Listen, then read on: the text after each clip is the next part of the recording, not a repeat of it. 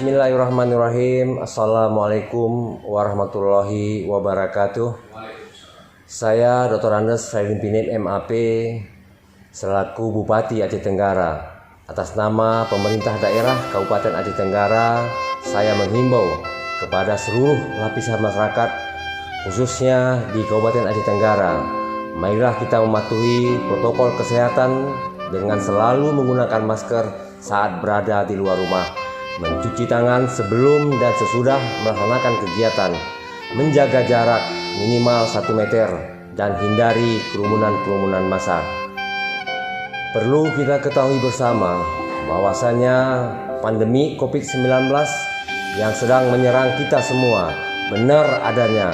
Untuk itu, dalam menghadapi musibah besar ini, kita harus sama-sama mencegah dan memutus mata rantai penyebarannya. Mudah-mudahan virus corona yang sedang melanda Indonesia, khususnya di bumi sepekat segenap Aceh Tenggara ini, cepat teratasi. Jadi mari kita sama-sama menyadari hal ini untuk kebaikan kita bersama. Wassalamualaikum warahmatullahi wabarakatuh.